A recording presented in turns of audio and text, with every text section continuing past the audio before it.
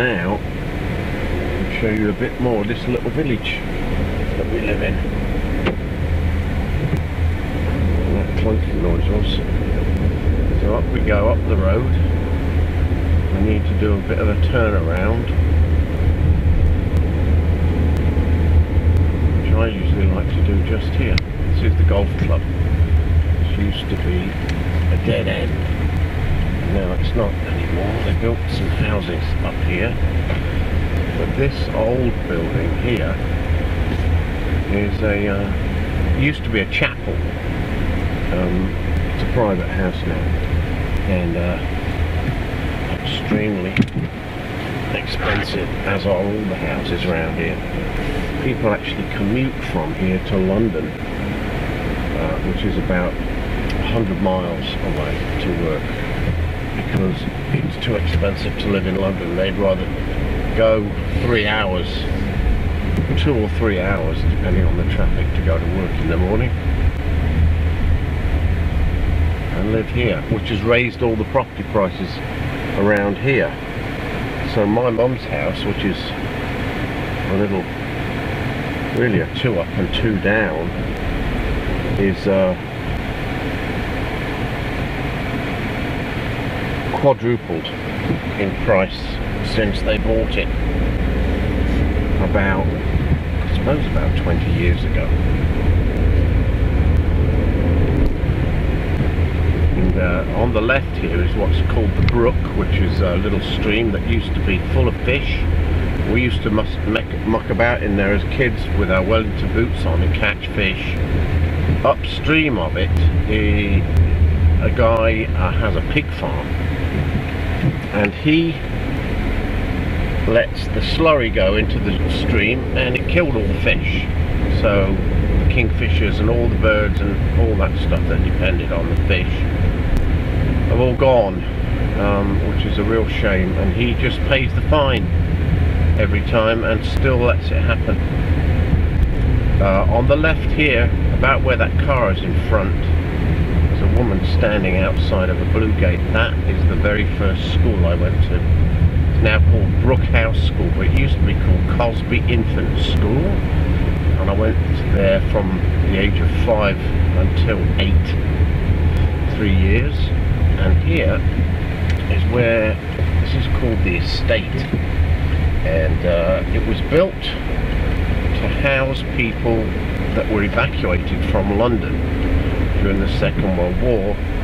And the idea was that they had a little house 2 up 2 down, and they had half an acre, which is quite a big garden, and they could grow their own vegetables, which is what we did. And they were all the same when I was a child.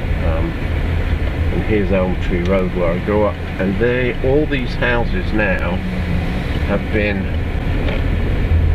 updated and added onto, and they're big, except for that one on the left there, which is still the same. That's the only one. The rest of them are all these mansions, 5, 6 bedroomers.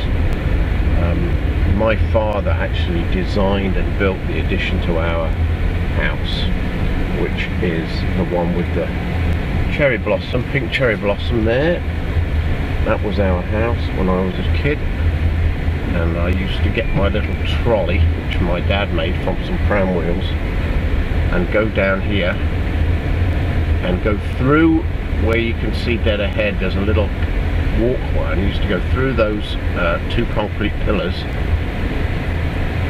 hopefully not hitting either one, because that would have destroyed the trolley, and down to the main road,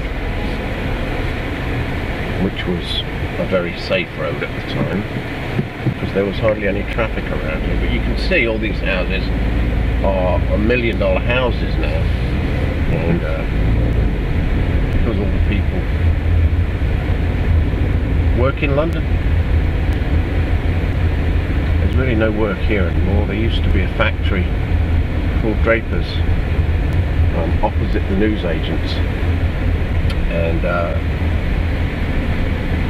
it was a shoe factory called Cooper's, and that was called Cooper's Corner. knocked it down about 5 years ago, and now it's apartments.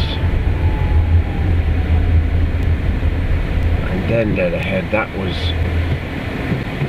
Molly, I can't remember her name now, she was a nutter.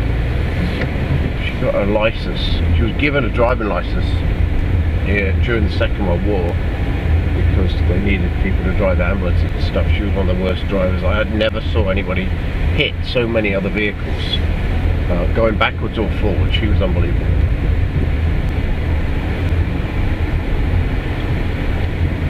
And dead ahead in that house was a guy called Jeff. I can't remember his last name, but he was a bully.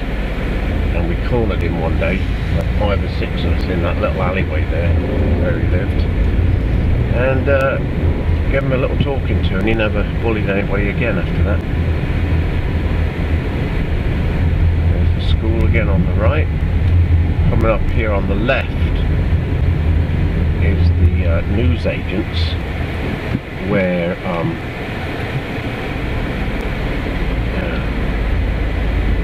so you can park on the sidewalk here, they don't mind you doing that. We're going to go back down here and go down Park Road. On the right there is my mum's chapel, Methodist chapel, where she used to go.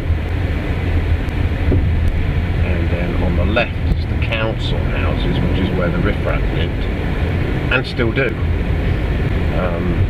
They get a very cheap rent, pay the government for it, but now they're allowed to buy their own houses. In fact, the government encourages them to buy it, so they take out a mortgage and owe the banks money instead of paying a cheap rent. And in fact, they made it law that they would have to do that after a certain amount of time. It's a wonderful place.